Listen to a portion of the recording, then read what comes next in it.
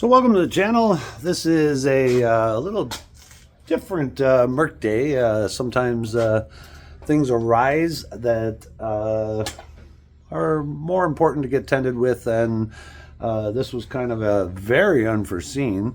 I was at home working on the trucks, and Mitch called and said, "Uh-oh, brother, I got a problem. I think that I blew the engine in the vet."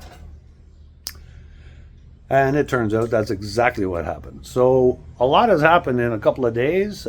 We picked up another engine off a real nice guy, Bill.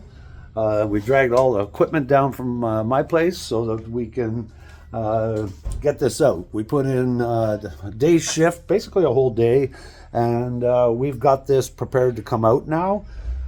We do have it diagnosed, and I'm going to leave the suspense for just a minute because what we found is actually a little bit surprising, but it was a catastrophic failure in the engine, and that's why we took the time to go get another engine. So we're going to get all this unloaded, and we're going to get this yanked out, and then we're actually going to put it on an engine stand so we can pull it apart, because we're kind of curious to see what it looks like, because we know it's bad. So we'll catch up with you shortly.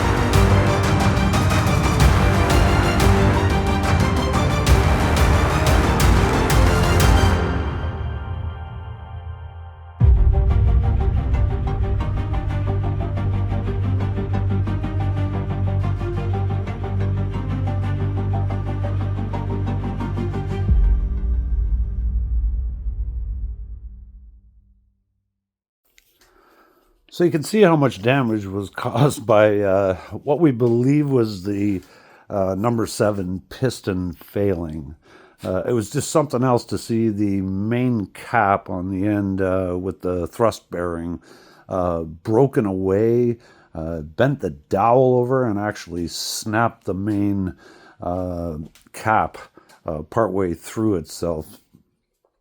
The piece of the block that actually managed to break away and fall into the flywheel housing area would just did such a number on the inside of the bell housing. It allowed the flywheel to walk out far enough to make contact with the inside of the transmission bell housing. and did a number on the flywheel cover. It had a series of dents and scrapes in it, and even a couple of spots on the torque converter. That sharp piece of cast just dug grooves right into it. The starter motor was also damaged, of course, with the flywheel walking, and I don't think our couple of attempts to try starting it were the failure, but awful lot of damage. So we just got to get the a little bit of scraping of gaskets done and prepped. Some of the parts got to be painted orange to match the new engine, and there's just a few more parts to swap over. And we'll be getting to part 2 where we fire up the new engine. So we're hoping that the new engine is a good product, and I guess we'll wait and find out the next time around. So thanks a lot for watching, and have a great day. Yeah.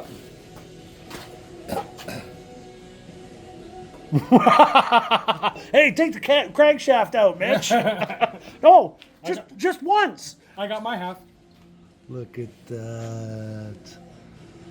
Wow.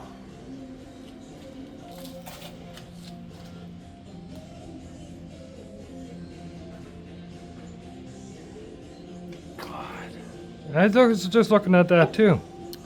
What was that?